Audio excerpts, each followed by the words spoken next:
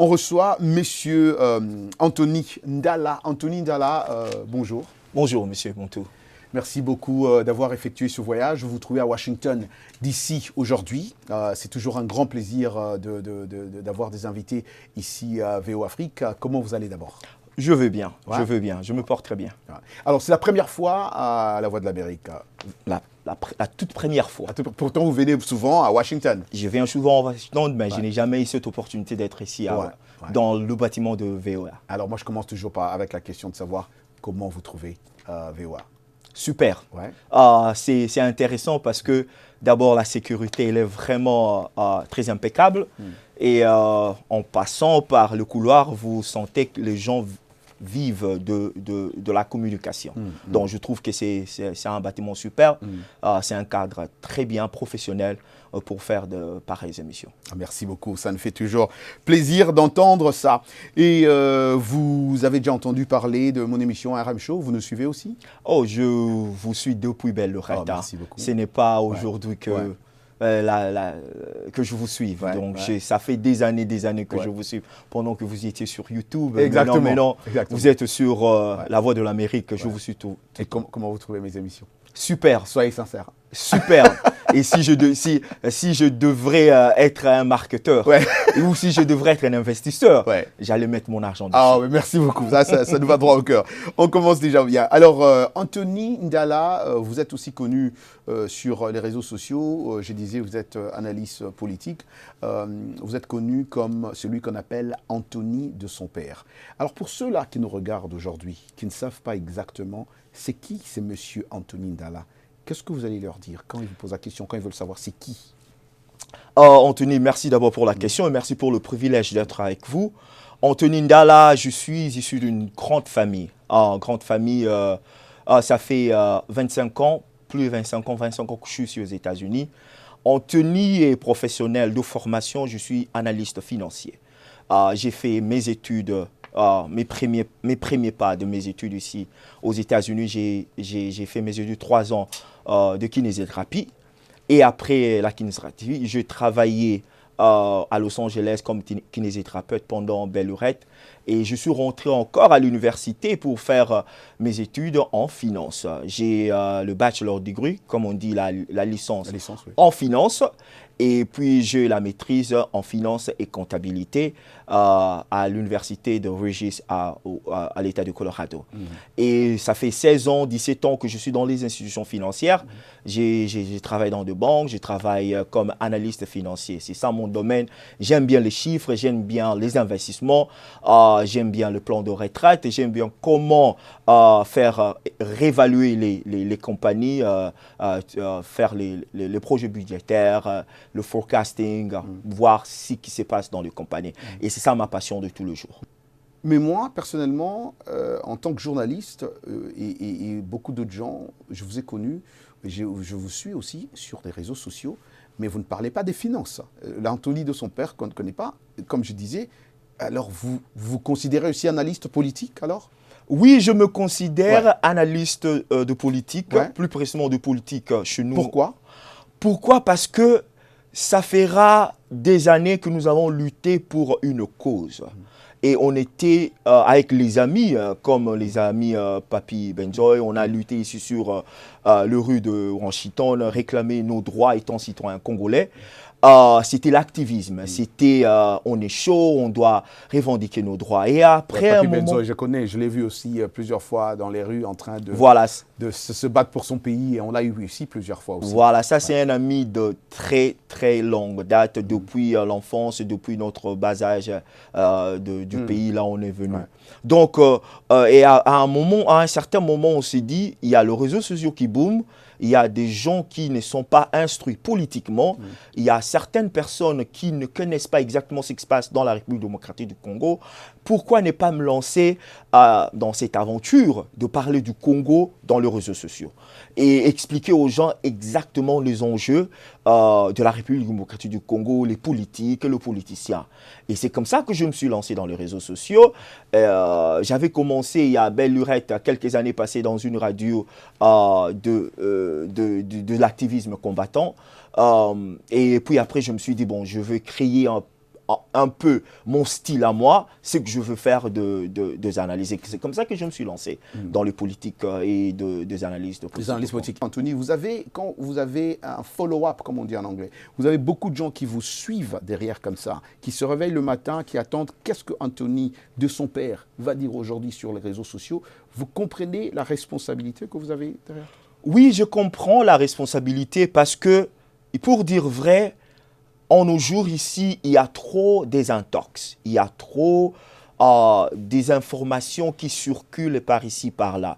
Alors, je me t'ai dit, je devrais être authentique. Authentique parce que le mensonge pourra prendre une vitesse extraordinaire, mais après quelques années, après quelques mois, il y aura toujours la vérité qui va sortir. Alors, je me t'ai dit, je vais être authentique, je veux dire rien que la vérité, ce que je vois, ce que j'envisage pour mon pays, et je fais souvent des prédictions. Et c'est comme ça que je me suis lancé. Je me rappelle au mois de janvier 2019, pendant qu'on n'avait pas encore publié les résultats des élections, moi, je me suis lancé, je me rappelle, c'était un certain 19 janvier, je suis sorti et j'ai dit aux gens, je crois que c'est M. Félix Tshisekedi qui va remporter les élections et il y a de pourparlers pour seulement annoncer les résultats. Et je me rappelle, ce live-là, il y avait au moins 500 personnes qui me suivaient pendant que j'étais live. Et après, il y avait plus de 20 000 personnes qui ont suivi cela. Donc, c'est comme ça que je me suis lancé. Je me suis dit, je vais être honnête, je vais parler de la vérité. Je ne voudrais pas jeter des intox sur les réseaux sociaux, rien que la vérité. C'est comme ça que j'ai une masse de gens. Non seulement que mes analyses sont prédictives, et mes analyses sont authentiques aussi. Authentiques, prédictives. Anthony, vous parlez de la vérité. La vérité selon vous, Anthony, ou la vérité selon qui? La vérité selon le fait. Vous verrez, si vous suivez mes analyses, je n'ai jamais, je me suis jamais mis dans une position de critiquer avec le mensonge. Je me mets surtout dans la position de critiquer avec une certaine vérité, que moi j'appelle vérité, ce que je vois. Et la vérité, et quand j'avais annoncé que ce monsieur Tshisekedi qui avait remporté les élections, c'était en janvier, je me rappelle, moi, comme je l'ai dit, c'est en 19 janvier, tout le monde ne m'a pas cru, mais pour moi c'était la vérité. Et ça s'est avéré après, quelques semaines, après l'annonce de résultats, qu'il était le gagnant de résultats. Donc c'est ma vérité, ça ne pourra pas être la vérité pour une autre personne. Pour moi, c'était la vérité. Pour vous, c'est la vérité, vous avez prédit et c'est ce qui est arrivé. Voilà.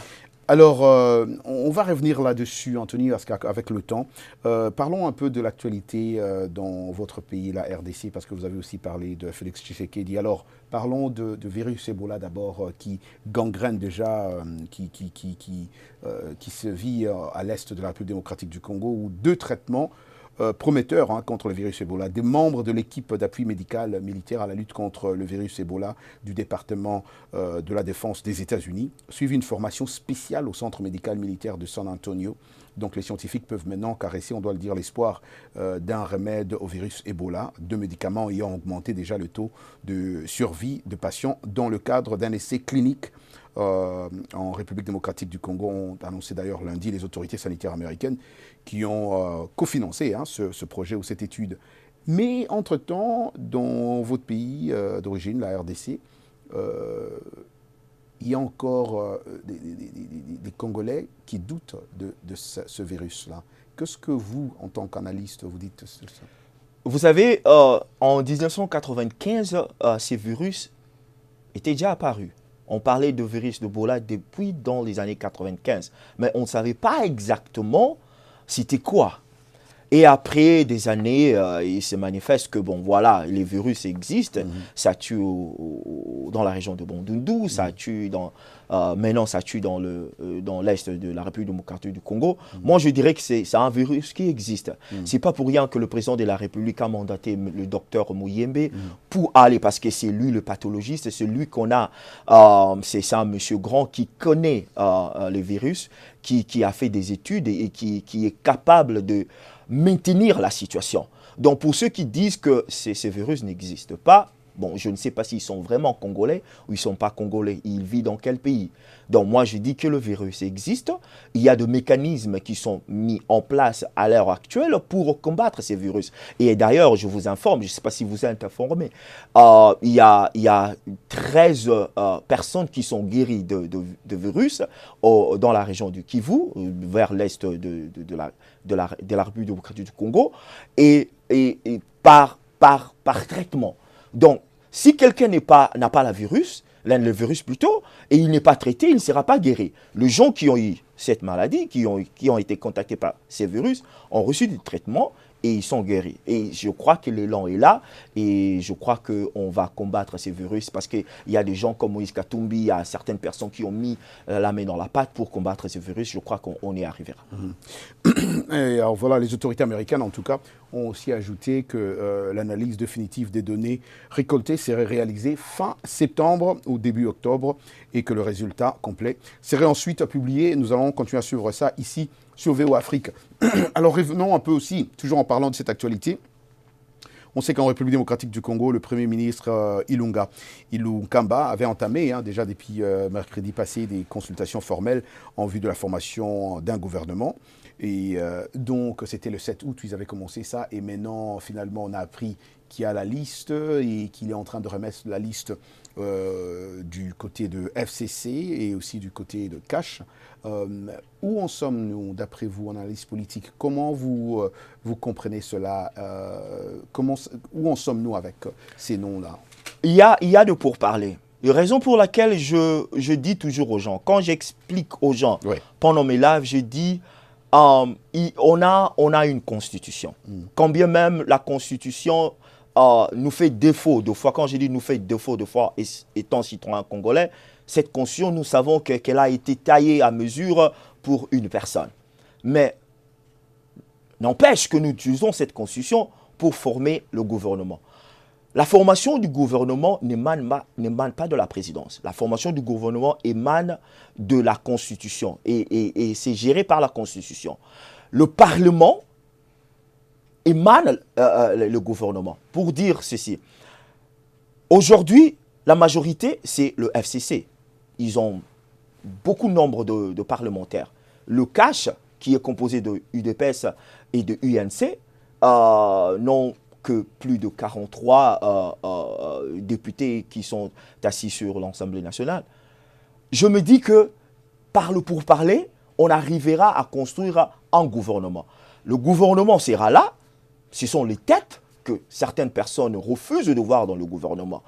Raison pour laquelle il y a des critères pour former ce gouvernement. Les critères comme probité, les critères comme il ne faut pas avoir de condamnation judiciaire, les critères comme le président a mis ce critère, il faut me présenter 3 noms et à partir de ces 3 noms, je saurai qui fera partie de ce gouvernement. Et je me dis toujours que on ne peut pas être pressé de montrer quelque chose et après regretter. Si ça doit prendre encore un mois pour formater un gouvernement qui sera au service du peuple, pourquoi pas? Mais cela a déjà pris beaucoup de temps et les gens sont déjà impatients d'avoir un gouvernement. Monsieur Roger Montou, en Belgique, il y a eu un temps, je ne sais pas s'ils ont résolu ce problème, il y a eu un temps, ils n'avaient pas de gouvernement. En Allemagne, ils n'avaient pas de gouvernement. Mais pourquoi comparer ce pays? Ce ne sont pas les mêmes situations.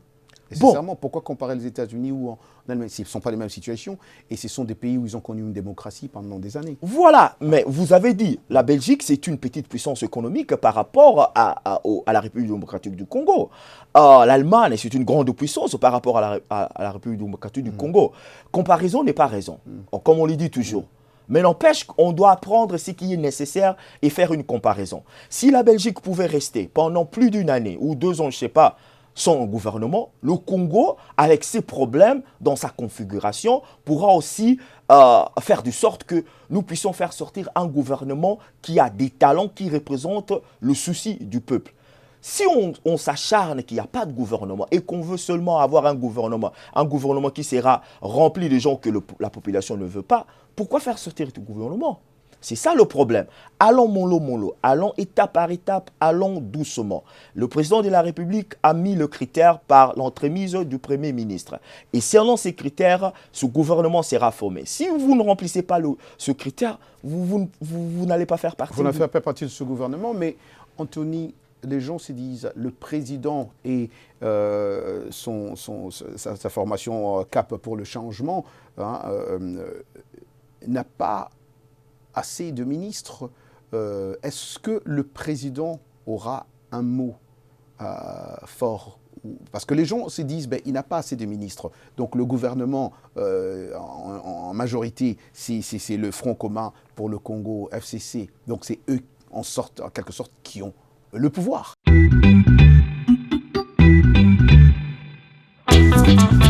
Vous et nous, c'est votre émission hebdomadaire de VOA Afrique. Une connexion Afrique-Amérique inédite où les Africains et les Américains se racontent. Ces rencontres loin des clichés. Un choc des cultures, bienvenue.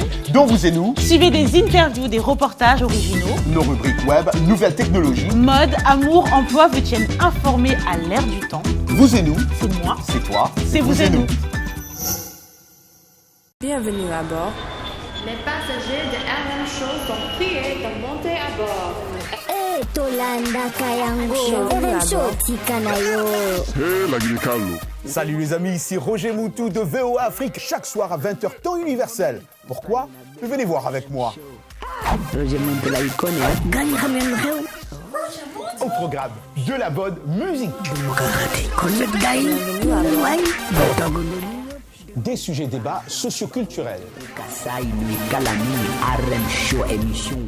L'interaction avec nos auditeurs en Afrique et partout dans le monde. RM Show, c'est notre communauté. RM Show, c'est chaque soir à 20h, temps universel sur VOA Afrique. Peace Africa!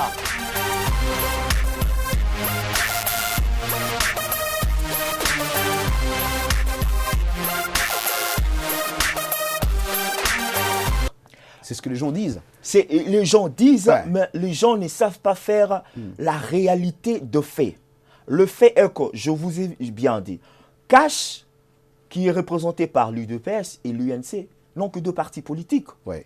Comparé à cette plateforme politique de FCC qui avait plus de 300 partis politiques, mais comme Bahati Lukwebo s'est retiré, leur représentation, c'est dans le plus de 250. Mais ils font tous partie de FCC. Ils font tous partie de FCC. Ouais. Techniquement, Bahati non, mais ils font tous partie de FCC. Même si FCC, c'est tout à fait normal que FCC puisse se retrouver avec beaucoup plus de ministres, mais il ne faut pas sous-estimer le pourparler, parce que dans le politique, il faut savoir écouter, il faut savoir négocier, il faut savoir faire des concessions.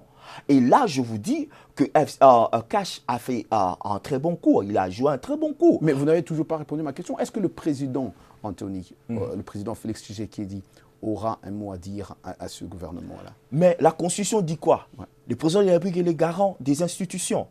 Vous savez que le président de la République, par un stylo, il pourra, ça c'est pas directement répondre à votre question, Ouais. avec sa plume, il pourra même dissoudre le Parlement. C'est seulement pour vous faire voir comment la Constitution a été taillée présidentiellement pour le président sortant. Et ça bénéficie le président actuel. Pour dire que le président n'aura pas de pouvoir, sinon, je vous donne un exemple. Certaines personnes parlent de ministère régalien. Jamais dans la Constitution, on nous a parlé de ministère régalien. Cette hypothèse, cette mentalité, cette théorie d'avoir des ministères régaliens, c'était au temps de Mobutu. Au temps de Mobutu, oui, Mobutu, pour protéger son pouvoir, il devra avoir le ministère de budget, il devra avoir la défense, il devra avoir les affaires étrangères, il devra avoir la finance. Mais nulle part dans notre Constitution, on parle de ministère régalien. D'abord, l'article... Et ce sont ces ministères aussi importants que le FCC a pris, n'est-ce pas? Mais ils peuvent le prendre, bien, c'est normal, ils sont majoritaires. Les gens, j'essaye d'éduquer les gens, de sortir du fantasme de ce qui se passe dans les réseaux sociaux. Oui, le ministère de Les réseaux sociaux où vous vous trouvez vous-même. Ah oui, moi je suis là. Ouais. Mais dans les réseaux sociaux, tu te retrouves dans un coin où on ne parle que d'intox. on ne vous instruit pas les vrais enjeux ou bien la réalité de ce qui se passe dans la République démocratique du Congo. Les gens ont cette façon de voir la défense, c'est plus grand que l'agriculture, la défense, c'est plus grand que l'économie. D'abord, notre plus grand challenge, je crois, en ce moment, sur le social. Et qu'est-ce que le slogan dit? Le peuple d'abord. Je vous fais voir, rien que par le ministère de l'Éducation. Tu sais, pour développer un pays ou pour développer les PIB d'un pays, il faut avoir l'éducation, il faut avoir l'import et l'export, il faut avoir les investissements de l'État. Ces trois choses sont très importantes. Prenons l'exemple de l'éducation. Si aujourd'hui le Congolais est éduqué, parce qu'en ce moment, on parle de le niveau d'éducation dans la République démocratique du Congo est très basse. Il n'y a pas des enfants qui sont éduqués, qui vont dans des très bonnes écoles. Si le Congo pouvait éduquer, faire des très bonnes écoles, développer des enfants qui seront peut-être des ingénieurs de demain, des vrais docteurs de demain, de cinéastes, des économistes, vous savez combien, déjà parti de matière brute, le Congo peut générer de l'argent? La défense, c'est bien, c'est pour l'intégrité du territoire national, pour faire la défense contre les ennemis. Mais ne minimisons pas les exports et imports, ne minimisons pas les investissements qui viennent de l'État, ne minimisons pas l'éducation. Et moi, je trouve que le Congolais est resté dans le méthodisme, dans l'orthodoxie, de voir les ministères régaliens, c'est ce qui gère le pays. Bien sûr, le président de la République peut avoir ça. Mais s'il a ça, pendant que les gens souffrent, pendant que les gens ne mangent pas, pendant que l'agriculture ne va pas, tu sais combien de... Je vous informe, je ne sais pas si je dois vous informer. Et j'ai lisé un article, on parle de l'usine qu'on vient d'ouvrir à Uvira, le sucre qui est à Uvira, c'est les cannes à sucre de chez nous. Cette usine-là, c'est comme à Uvira, c'est comme le mine qui se retrouve au Katanga. C'est comme une richesse. C'est une richesse. Ça fait partie de l'agriculture. Négligerons-nous cela parce que nous voulons seulement avoir le ministère de... Non, on comprend et on comprend aussi votre côté finance en parlant de ce qui est important aussi de l'autre côté. Mais en tout cas, les Congolais s'inquiètent beaucoup pour ces ministères-là et c'est de leur droit parce qu'ils sont Congolais, ils peuvent commenter sur ce qui se passe chez eux. Mais revenons un peu à quelque chose qui s'est passé que je suivis sur les réseaux sociaux. Heureusement que je vous ai aujourd'hui. Permettez-moi de vous poser cette question. J'ai suivi sur les réseaux sociaux comme tout le monde que vous, Anthony, de son père, vous quittez chez vous dans l'état où vous êtes à North Carolina. North Carolina.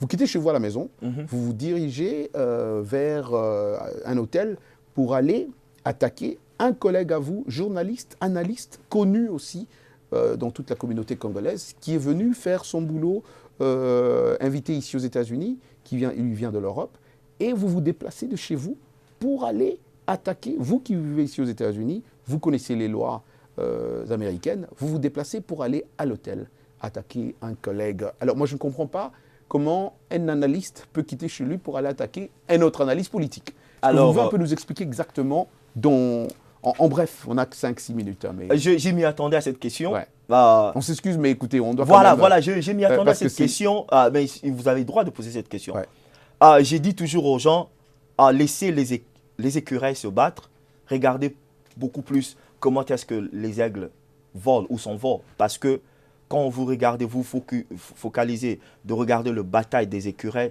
vous perdez la vision lointaine du futur. La malhonnêteté, moi je dis toujours la malhonnêteté, et j'aime pas la malhonnêteté. Pour dire en bref, j'aime la loyauté. Il y a un ami, mon ami Papi Benzoy, a été cité par le gars dans une affaire de poison. Étant activiste, je parle de politique au Congo, j'ai été dans l'obligation de défendre cet ami. Et j'ai défendu cet ami. C'est une histoire qui s'est passée depuis 2018. Il a fait des vidéos, moi j'ai fait des vidéos contre lui. Il y a eu ce seul... C'est une histoire qui a commencé depuis longtemps. Depuis longtemps. Mais alors vous ne nous dites pas pourquoi vous êtes allé l'attaquer. Si c'est une affaire qui s'est passée pendant longtemps, pourquoi vous revenez, une affaire qui était déjà finie, terminée. J'arrive. Donc, et c'est le feu, il y avait des gens qui ont intervenu, parce qu'on a appris qu'il y a des gens qui ont intervenu. Voilà, il vous dit, il faut cesser le feu, vous êtes Congolais. Et donc il y a eu un cessez-le-feu. Moi j'ai eu cessez-le-feu, je ne parlais plus de lui. Je me retrouve en Belgique et on m'envoie une vidéo de lui. Je devrais rencontrer la première grande dame de la République démocratique du Congo. Et j'ai posté cette photo que j'ai rencontré la première dame du Congo. Et le lendemain, le monsieur fait une vidéo commençant à critiquant parce qu'il rencontre la première dame, il n'a pas de connexion, moi je connais le président et tout et tout. Et d'abord je vais aller à Charlotte et il a utilisé un terme en lingala, il a cité mon frère. Tokosi Lanana a cité son frère. Quand il a dit ça, j'essaie de comprendre, Anthony, aidez-moi ici. Tokosi Lanana, vous êtes intellectuel. Et ça vous dérange quand quelqu'un dit ça? La partie qui m'a dérangé de plus, si vous avez un problème avec moi, restez avec moi. Ne mélangez pas la famille. Ne mélangez pas ma femme, ne mélangez pas mes enfants, ne mélangez pas. Il a cité mon grand frère d'une façon dérogatoire. Et mon grand frère ne connaissait pas cette affaire, ni de loin, ni de près. Alors là, ça m'a bougé. Quand je suis allé là-bas, je connais les lois américaines. C'est ce que je vous demande. Je ne pouvais pas aller là. Pourquoi vous vous déplacez pour aller, pour aller dire quoi? Je devrais seulement lui dire de cesser avec ça. Tout le monde qui me connaît, les gens qui me connaissent, je n'ai jamais été violent dans ma vie. Je n'ai jamais été violent. Moi, tout ce que je voulais faire... Vous voulez dire ça sur les réseaux sociaux? Voilà. Je le dis toujours. Ouais. Je n'ai jamais été violent. Tout ce que je voulais faire, c'est de confronter le gars, dire, si vous avez un problème avec moi, réglez avec moi. Ne mélangez pas mon grand frère, ne mélangez pas ma famille, ne mélangez personne. Et du coup, je suis allé là-bas, bon, ça s'est passé, c'est commencé à se passer. Ouais. Et le lendemain, j'ai eu des accusations comme quoi j'avais amené des gangs, j'avais des couteaux, ils ont fait... Rendez-vous compte que, soi-disant, supposé... Donc vous n'avez pas de couteau, vous n'êtes pas... Mon cher, on est ici aux États-Unis, ça fait plus de 25 ans ou 26 ans, 27 ans que vous vivez ici aux États-Unis, même pas ailleurs que moi. Croyez qu'avec cette connaissance de la loi, d'ici, je dois m'emmener quelque part, agresser une personne avec un couteau. Mais c'est la prison. Ouais, c'est la prison, c'est vrai. Excuse-moi, je t'ai ajouté ça un peu en lingala pour finir un peu avec ça. Anthony, boyebi ke boza na bato belé o balandarabino, ba kongoli balandarabino, boza ba responsable na yo nandeko. Oya ki bino so ba responsable wana bana bona. Mais tant que yozo mi déplacer boye, ozo ke ko attaquer ndeko na yo. Okokai ko komela été, oka obenga été. Il ne faut pas utiliser le mot attaquer, parce que je ne suis pas allé l'attaquer. C'est leur interprétation de ma présence là-bas. Je ne lui ai pas attaqué, c'était pour lui dire verbalement, comme lui il fait des vidéos, moi je n'ai pas son numéro. Je ne connais pas le gars. Je le virtuellement comme ça. Je n'ai pas son numéro. Il y a eu des démarches. Moi, je n'ai pas voulu entendre parler de ces démarches-là. Parce qu'il y avait cessé le feu, il a arrêté le cessez le feu. Bref, monsieur, la manipulation, c'est un défaut. Il a pris les images qui se sont passées depuis 2018. Comme quoi que moi, j'utilise toujours son nom, je parle toujours de lui, je ne parle pas de lui. Donc vous ne parlez plus de lui. Alors, vite fait, on a moins d'une minute. Les gens qui vous regardent, qu'est-ce que vous voulez dire? Si vous voulez dire quelque chose, envoyez un message à ce monsieur-là. Vous demandez pardon, qu'on oublie. Qu'est-ce que vous voulez dire? Non, il n'y a pas de message pour lui. Il n'y a pas de message. Moi, je dis toujours, laissez les écureuils se battre. C'est ce que vous avez commencé par dire. Voilà, laissez les écureuils se battre. Moi, j'ai ma vision haute.